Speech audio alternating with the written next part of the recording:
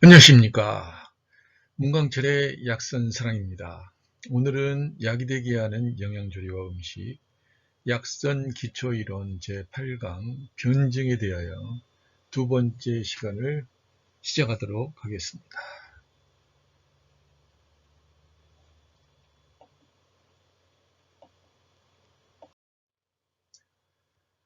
어, 장부 변증에 대한 부분을 오늘 잠깐 보시게 될 텐데요. 장부 변증이라고 하는 것은 장부의 상태를 변증하는 건데, 장부의 생리 기능과 병리적인 표현들을 근거로 해서 질병의 징후를 분석하고 귀납하고, 그래서 질병의 병기를 파악하여 병변이 있는 부위와 성질, 그리고 정기와 사기의 성쇠에 대한 부분들을 구별하고 이제 변증하는 방법이 되겠습니다.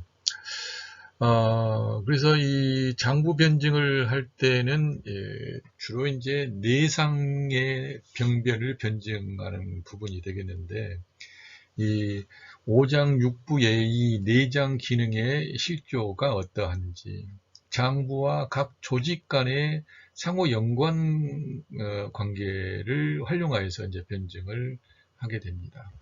그래서 변증을 할 때 정체관념에 출발해서 전체적으로 이제 그 상황을 이제 살펴서 전면적으로 정확하게 변증을 해야지, 부분적으로 하나에 꽂혀가지고 하는 그런 변증이 돼서는 안 됩니다.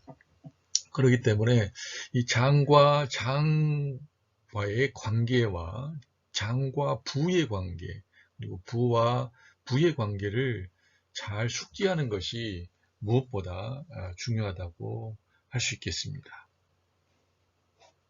자, 그러면 장과 장가의 관계를 살펴보도록 하겠습니다.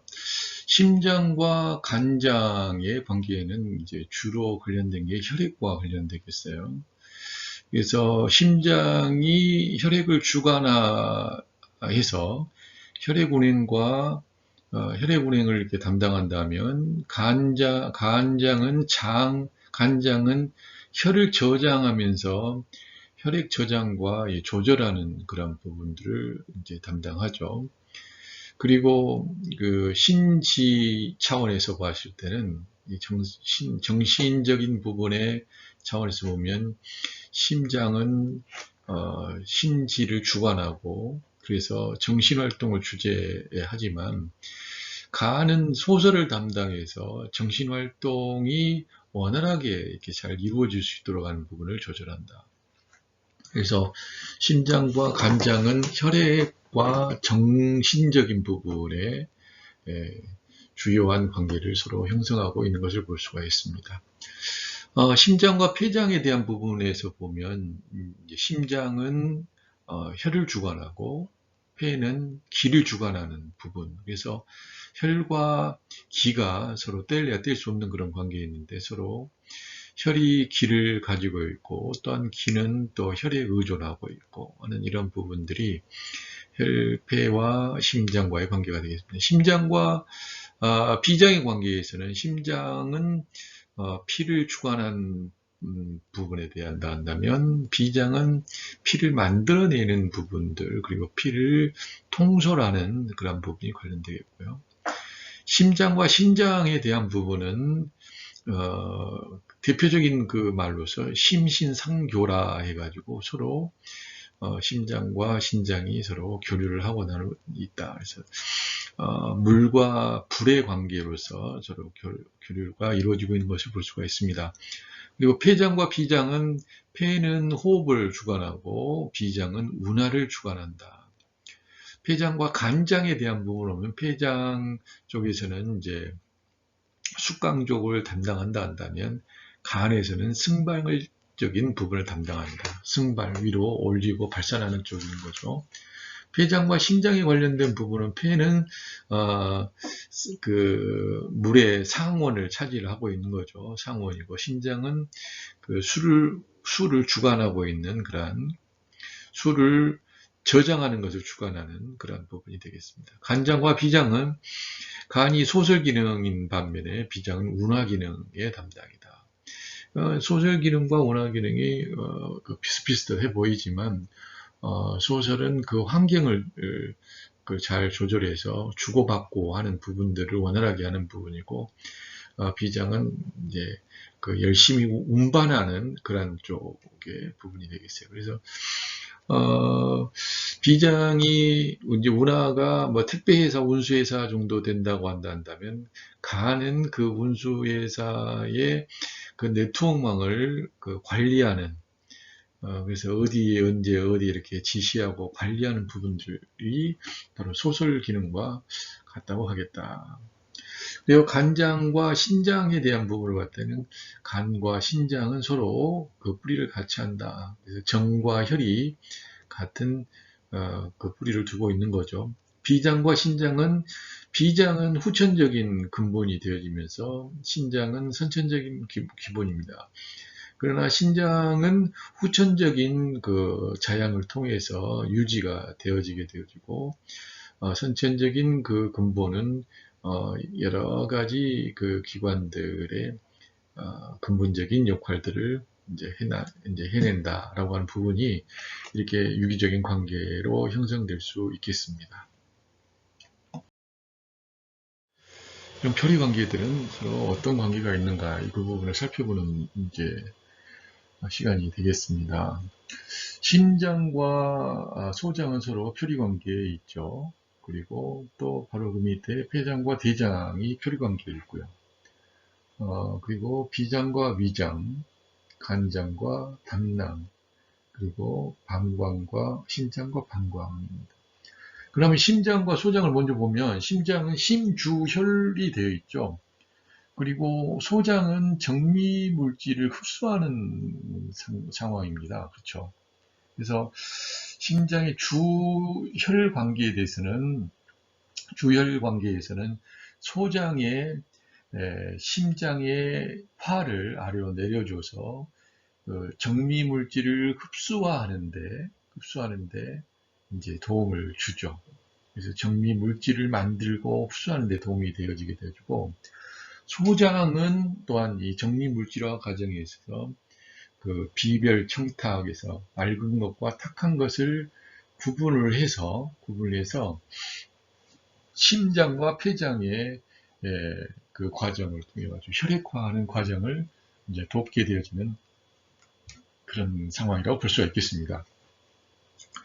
그리고 이제 폐장과 대장에 대한 부분은, 폐장은 이제 선발 숙광 작용을 통해 가지고 기를 주관을 하고, 대장은 이제 소장에서 영양 물질을 다 흡수하고 난 이제 그 슬러지를 이제 전도하는 작용들을 하겠는데요.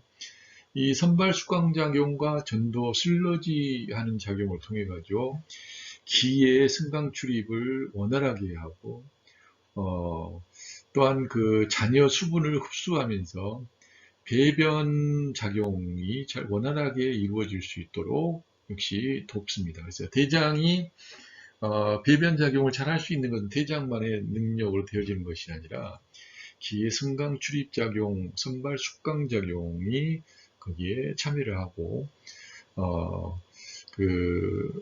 함께 유기적인 관계가 있다, 이렇게 볼 수가 있겠습니다. 비장과 위장과의 관계를 이제 보시겠는데요. 비장과 위장에 있으면, 비장은 음식을 수납하고 또 이제 운하하는 기능을 하죠. 그래서 위장으로 음식이 수납되어지게 되어지면 비장으로 운하 기능을 해서 또 거기에서 맑은 것은 올리고 탁한 것은 이제 아래로 내리는 그런 부분들의 근원을 만들어내게 되고, 이런 상황을 통해 가지고 초보적인 소화를 이루어지고 나면 맑은 것과 탁한 것을 심장과 폐로, 그리고 소장으로, 대장으로 이렇게 내리는 작업들을 하게 되어집니다. 그래서 비장은 습한 것을 싫어한다고 그랬죠. 습한 것을 싫어하고 건조한 것을 좋아한다고 이야기했는데, 비장이 습한 것을 싫어하고 또 건조한 것을 좋아하면서 양기를 구축을 하는 것이고요. 위장은 또한 그 건조한 것을 싫어하고 습한 것을 또 좋아합니다. 그래서 음기가 충족되어서 수납되어지는 이런 관계가 보여진 거죠. 그래서 그 조와 습이 서로 그 조화로운 관계를 맺는 것이 비장과 위장의 관계라고 또한 볼 수가 있겠습니다. 간장과 담낭에 대한 부분을 보게 되면 이 도드라지게 드러날 수 있는 것이 소화 기능과 정서적인 관계를 볼 수가 있겠는데요. 이 소화 기능을 적극적으로 돕고 있는 부분은 이제 담낭의 담즙 저장이 그게 관련되어지겠고, 정서적인 부분에 대한 부분은 간의 소설 기능에 의해서 또 그리고 간주 모려에 대한 부분에 있어 담주 결단과 이러한 부분에 있어서 정신 정서 활동에 이제 관여를 하겠다 이렇게 볼 수가 있습니다.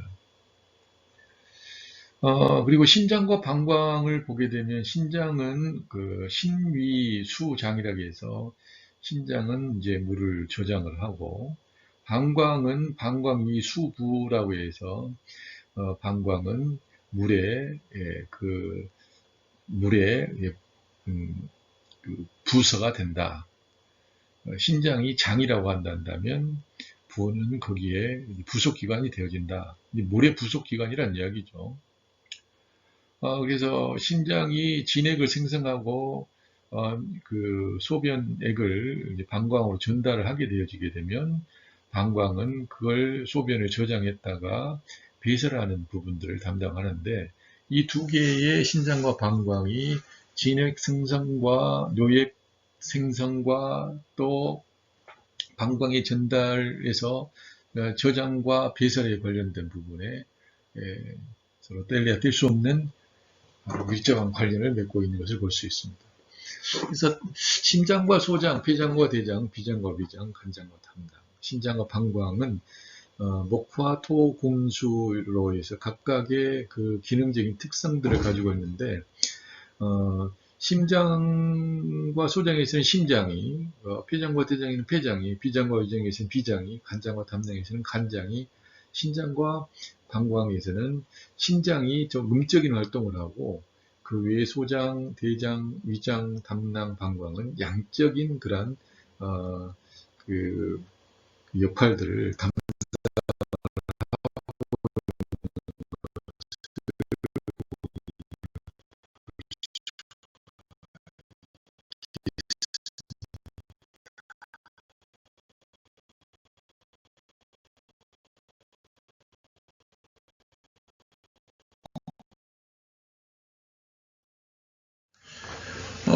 부와 부와의 관계입니다. 아마 좀 전에 장과 부에 대한 부분을 봤는데 장과 부는 이제 표리 관계여서 그 부부 관계로 본다면 그 남편과 아내 관계와 같이 이런 서로 견제하며 서로 조절하고 서로 또 돕고 하는 그런 밀접한 관련이 장과 부의 관계라고 본다 한다면 여기서 부와 부의 관계에서는 하나의 목적을 놓고 이제 그 서로 서로 다른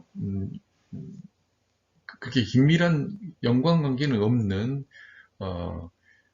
그런 장기가 한 목적을 놓고 이제 일사불란하게 같이 움직여지는 것을 이제 볼 수가 있겠어요. 그래서 예를 든다면 이 소화 과정이라고 하는 영양 흡수라고 하는 과정을 위해서 그 대동단계라는 모습인 거죠. 그래서 소화를 하고 흡수를 하고 또 흡수되어져서 이제 배설하는 소화 흡수 배설의 관계를 완성시키는 그런 부분이 부와 부의 관계 속에서 볼 수가 있겠습니다.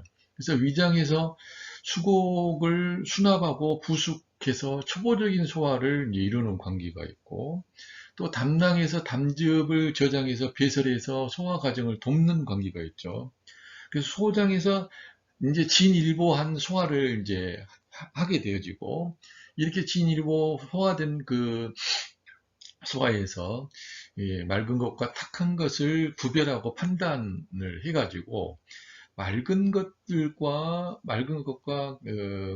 그 깨끗한 것은, 정리한 것은 흡수를 하고, 좀 조박한 것은 그 물과 조박한 슬러지에는 이제 배설을 하기 위해서 다음 단계로 전달해주는 그 부분을 볼 수가 있는 거죠. 그래서 여기까지 보게 되면 소화와 흡수 관계가 이제 이루어지는 겁니다. 대장에서는 이제 전도되어져 있는 이제 슬러지를 다시 그 전도된 슬러지 속에서 잔여 물 수분 성분을 이제 흡수를 하게 되어집니다. 그리고 난 다음에 이 조박한 그 슬러지는 이제 배설의 단계로 이제 들어가게 되는 것을 볼 수 있습니다.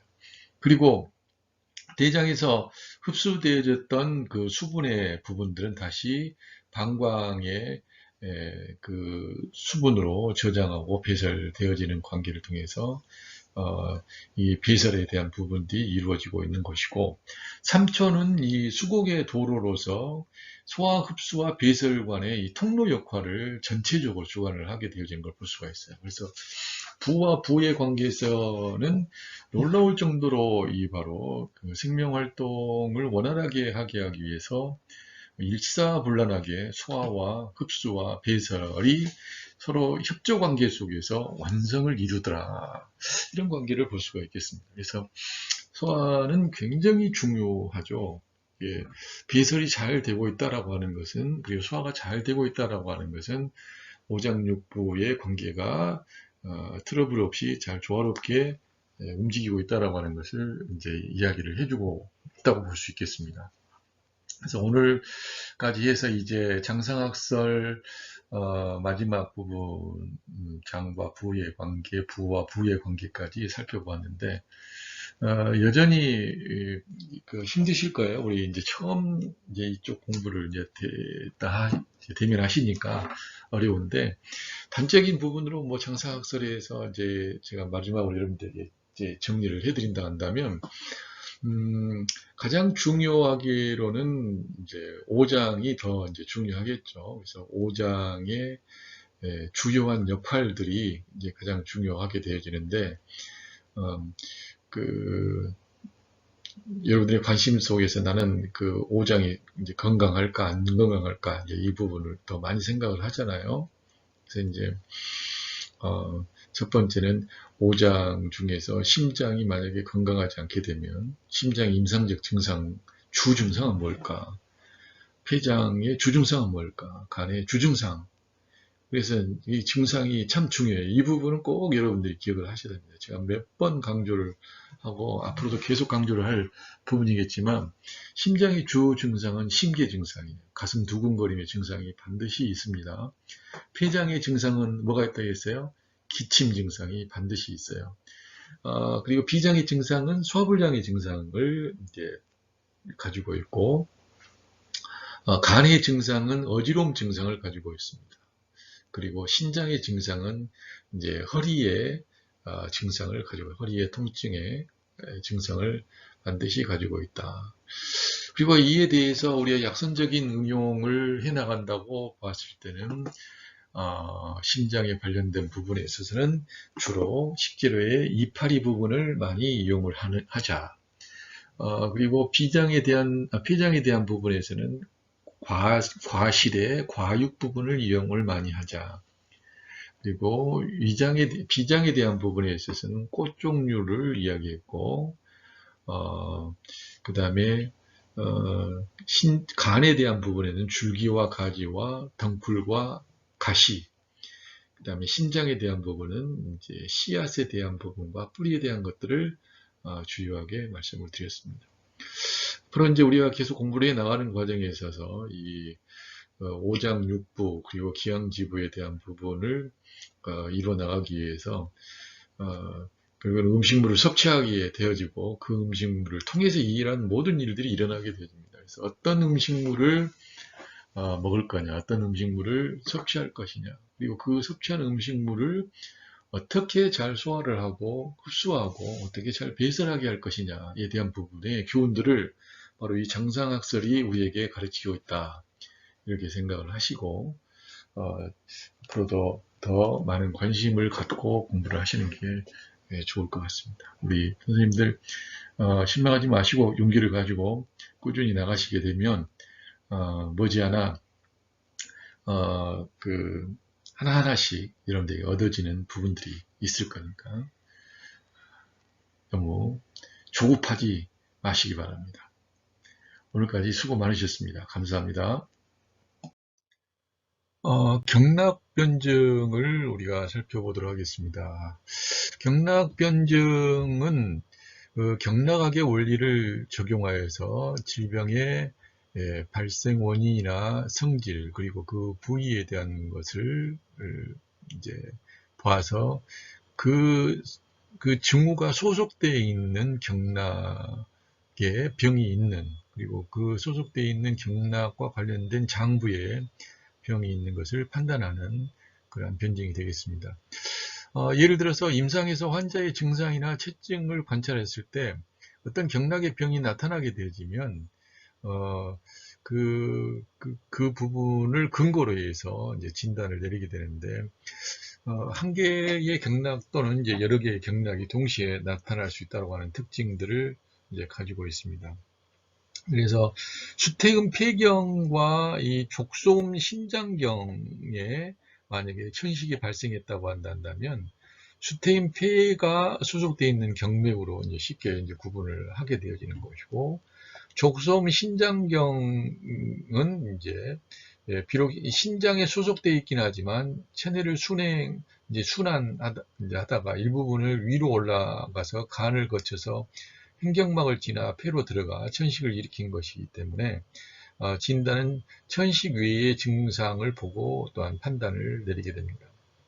그래서 가슴이 답답하면서 오목가슴이 아픈 증상을 동반하게 되어지면 이건 폐경으로 인해서 무서움증이나 두근거림의 증상이나 요통 등이 동반하게 될 수 있고 이렇게 되어지면 신장병으로도 또한 판단을 이제 내릴 수가 있는 것이죠.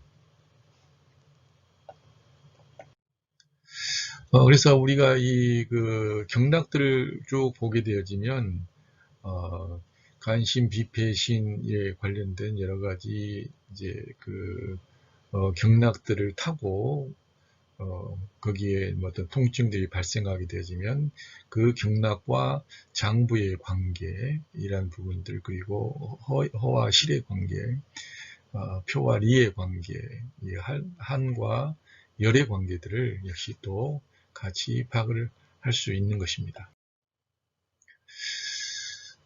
또 이제 위기 영혈 변증이라고 하는 이제 변증이 또 있겠는데요. 이제 이 부분은 이제 기에 관련된 위기와 영기와 원기, 종기 이런 기에 관련된 이제 변증이 되겠습니다. 육경 변증을 이제 보충하고 발전하면서 외관 변증의 내용이 이제 조금 더 풍부해지기 시작하죠. 그래서 위기 영혈의 생리 기능들을 우리가 좀 기억을 한 상황에서 이 변증에 임하는 것이 좋겠습니다. 위기는 양에 속합니다. 그래서 밖에서 음을 사용하면서 육을 따뜻하게 하고 피부를 충실하게 하여 주리를 열고 닫는다. 그래서 위기는 혈관 밖에서 움직이고 있는 이제 기라고 볼 수가 있죠.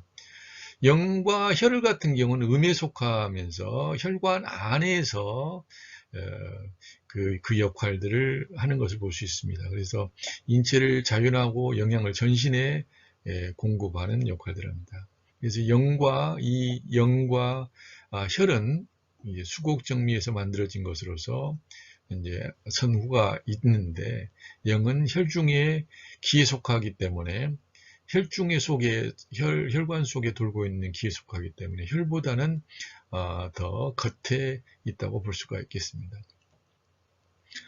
위기 영혈은 겉과 안 그리고 얇고 깊은 그런 관계 속에서 온열 병사가 인체를 침입하면 먼저 위기를 표면으로 보내서 제일 먼저 위분에 작용을 하고 위분이 해결되지 못하면 안으로 들어와서 기분에 작용을 하고 기분이 해결되지 못하게 된다면 전기가 약해져서 진액을 말리게 되어지고 병사가 헛중을 이기고 이제 안으로 쌓이고 영분으로 들어오게 되고 영분은 혈분으로 들어오게 돼서 위기, 기분, 그다음에 이제 위기에 대한 부분, 위분과 기분과 그다음에 이제 그 영분과 그다음에 혈분의 이런 네 가지의 단계로 흘러들어오는 그런 형태가 되겠습니다. 주로 이제 이 위기 영혈의 생리와 병리적 작용들에 대한 부분은 온병학에서 이제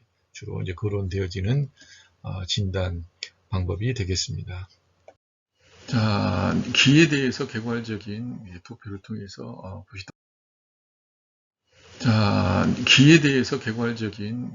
통해서 보시도록 하겠습니다. 기는 후천지기와 선천지정으로 나눠질 수가 있습니다.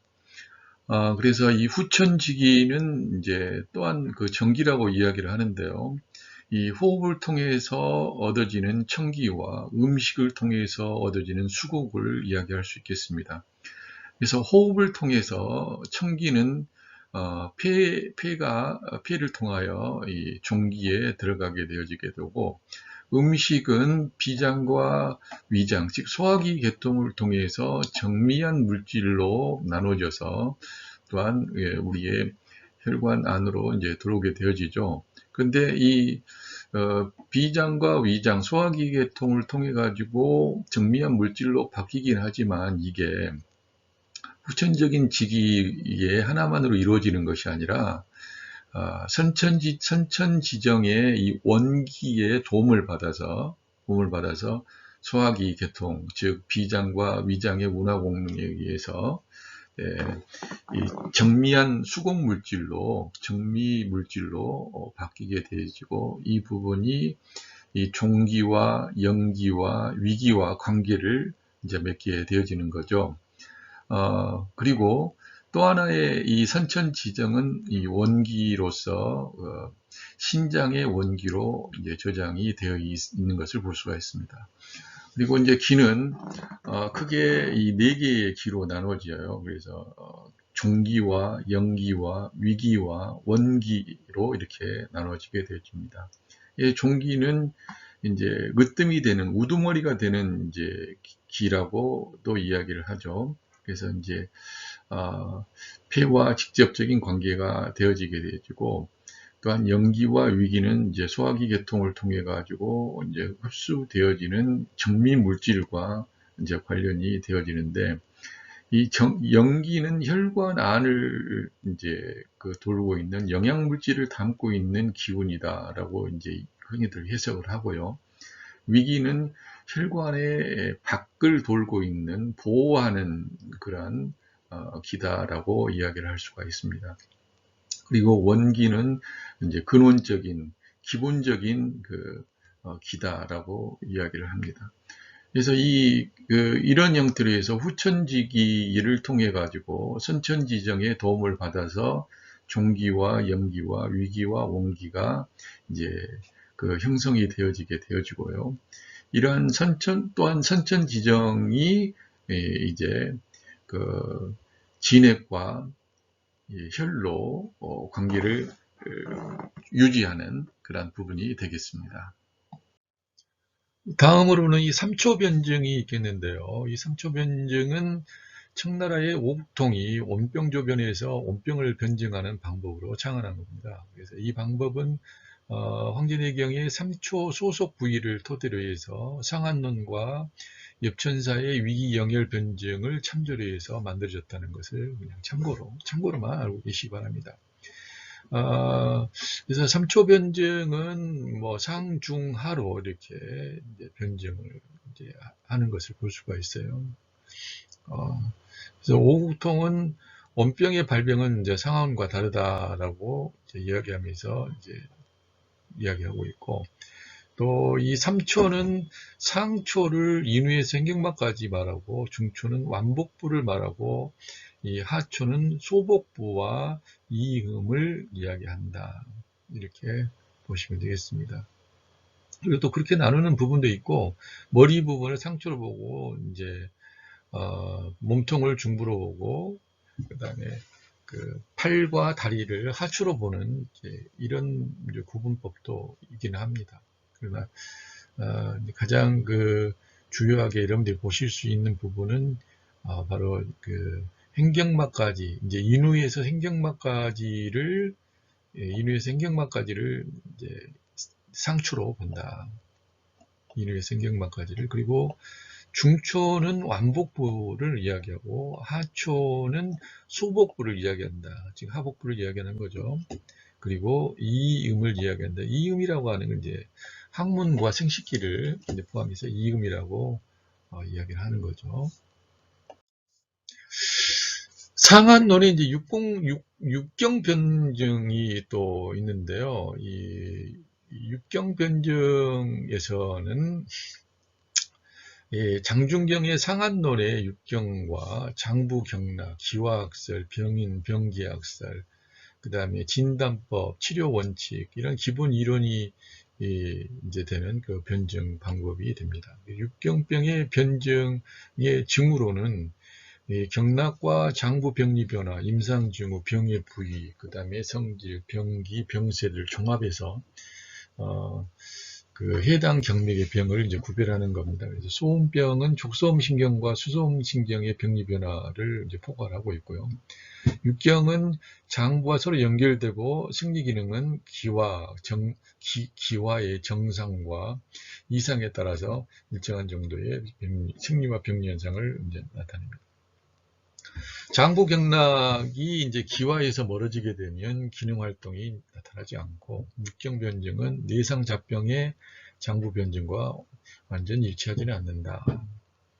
상한병은 유금 중에서 풍한지사, 풍과 한의 사기가 이제 피부를 통해서 침입해서 이제 땀구멍을 열고 경락이 순행하면서 장부까지 도달하는 그런 부분이 되는데 표피에서부터 점점 그 안으로 들어가서 장부에 영향을 끼치는 장부에까지 도달하는 그런 증상을 보는 거죠. 그래서 처음에는 이제 표증이 됐다가 반표, 반리로 됐다가 그 다음에 이제 안쪽으로 된 이제 리증으로 이제 변하는 그러한 그 상황이 발생되는 것이죠. 그래서 이 육경병의 징후를 보게 되면 태양병, 소양병, 양면병, 태음병, 소음병, 고름병 이런 식으로 이제 발전해 나가는 건데요. 태양병 같은 경우는 풍한지사가 침범해서 정기와 사기가 체표해서 싸우는 이제 초기 단계입니다. 그래서 맥은 이제 부맥이고 오한 발열이 나타나고 두통과 목뒤가 강직되어 있다. 이게 초기 상태에서 나타난 태양병. 소양병은 사기가 정기가 이제 모두 약해져서 진퇴를 반복하는 단계로서 대표적인 증상은 입이 쓰고 인후가 건조하고 눈이 어지럽습니다. 그 외에 한열이 왕래하고 그다음에 흉과 협이 이제 그 고만, 그다음에 반피 반뇨, 반리 반표의 상황이 벌어집니다. 사기가 이기면 이제 오한이 나타나고 정기가 이기면 또한 발열이 나타나는 이러한 증상들이 보이게 되는 거죠. 그래서 이 단계를 지나게 되면 또 고쳐지지 않으면 양면병의 형태로 들어가는데 소양병이 한 단계 더 이제 들어가는 것이게 되죠. 그래서 이 전기와 더 격렬하게 싸우면서 이제 열이 발생하는 단계입니다. 그래서 이미 열사로 인해서 이제 안이 열증이 있으면서도 실한 증상, 니열 실증의 상황이 벌어지게 되는 거죠. 그리고 이제 태음병이 있는데 이 태음병은 비장이 허해서 습이 성한 증상으로서 전기가 무력해져 차기가 깊이 들어온 초기 단계의 손상입니다. 소음병이 또 있죠. 그 다음에 고림병이 있게 되는데 우리가 그 약선을 하면서 여기까지는 이제 도달을 할 수도 없고 힘듭니다. 그래서 어찌 본다 한다면 이런 종류의 변증 방법이 있다. 이제 이렇게 보고 약선을 하게 될 때는 중국에 가서는 그냥 8강 변증 정도의 수준에서 확장시켜 나가는 그런 공부를 하시게 될 겁니다. 또 이 육경의 전변과 이제 직중과 합병과 병병에 대한 부분도 이제 알고 있을 필요는 있죠. 근데 여기까지 우리가 공부는 되지는 않으니까, 관심이 있는 분들은 이제 조금 더 깊이 있게 공부를 하시지만, 그렇지 않은 부분은 이제 아직까지는 이제 몰라도 된다. 꼭 몰라야 될 필요가 있는 건 아니지만, 여기까지 들어가면 여러분들의 사기가 많이 떨어지고 너무 힘드니까 그냥 소개만 해드리는 것으로 여러분들이 기억을 하셨으면 좋겠어요.